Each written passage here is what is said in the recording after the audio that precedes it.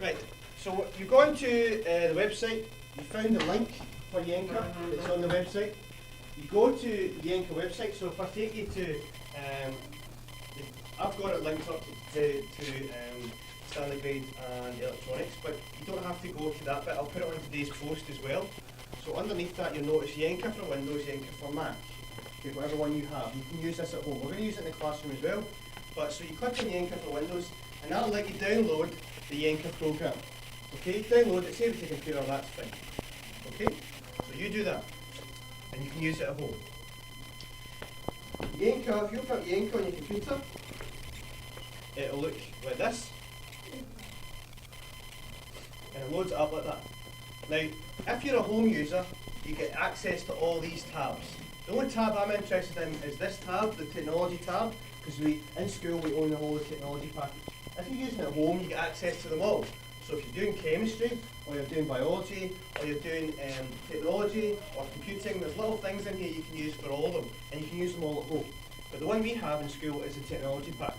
So we're going to open the electronics technology pack, and click OK for that, and it opens up like this. There's not anything fancy, it just opens up like this. Right, today we're going to look at output devices. I'm going to give you a list of output devices I'd like you to look at. There's 7 or 8 of them, and you have them. To get them, you have to go to the electronic components part, output devices. Okay? Now, the first one which we're going to look at, I'll give you a list of them and I'll let you go ahead and do this yourself. But the first one we're going to look at is going to be the apartment. Pardon? The apartment. You just have to get everyone in all the computers we can, so we're going to do these. First one we're going to look at is a thing called, we're going to look at motors first of all. So, just as an example, I'll show you how this works. Okay, output devices. Now, a motor, which one's motor going to be under? Drive. Oh, sound. Mechanical. Motor's mechanical devices. Mechanics, it moves. So, there's your motor here.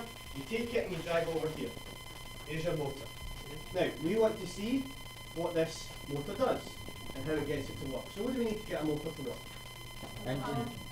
An engine. Oh, there you An electronic motor lane. How are we going to get an electronic motor to work? Fraser, what do we need? A battery. Right, outputs come back out, lab equipment, power supplies, battery. There's battery there. Now, I want to turn it on and off, so what may be a good idea to put in as well? A switch, good. So let's go to electronic components, inputs, switches. Single pole, single throw switch, which is that one there, little button. Now to join them, you just simply hold the mouse over them and join the wires.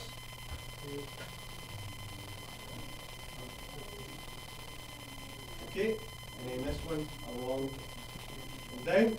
And then when I want that to work, all I need to do is press the button and the motor comes out. Okay? Now, if you do something that's not good, then things start to blow up. Okay, notice how I've turned that off, and that'll slow down, and eventually, it's got inertia. It should actually stop eventually, but what we'll look at, eventually it stopped. Okay? It actually tells you what the RPM is of it and stuff, which is good. Let's take something like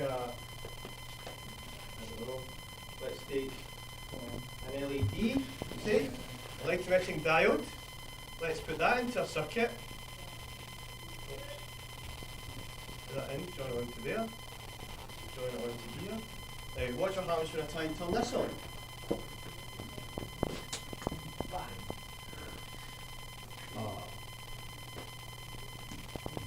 It blows it up. Yes. Okay, now there's a reason for it doing that, and that's what would happen in real life. So, what we're going to do today is I want you to, I'm going to give you a list of the output devices. I want you to go on your computer, set up some circuits, give me some information about them. I'm going to give you the headings that I want. So we do a little table first. Have a go at Yenka at the back, in 2s or 3s. When you go home and you fancy having a go at this Yenka, download it, have a go, but I want you to tell me what causes an LED to blow up. Okay, so you can have a go at doing that at home. Right, so I'm not going to save this just now. You don't have to save the one you're doing. So take your jotter, get a heading on this please. So it's output devices, is the first one we're doing. Output devices. And I want you to put the name of the device. So the name, I want to put in the energy change.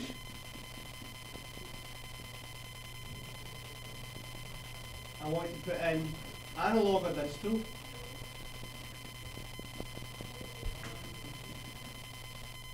And I want to put in an application, like where would you use it? Okay, and that's your table. Right, I'm going to give you the output devices we're going to look at today.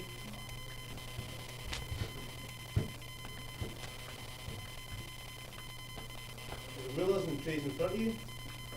We're using a ruler. Right, so the names of the output devices we're going to use. First one is a motor. Then we have a thing called a solenoid. Solenoid. Yep. Loudspeaker. Bulb. Buzzer. LED. A relay. And a 7-segment display.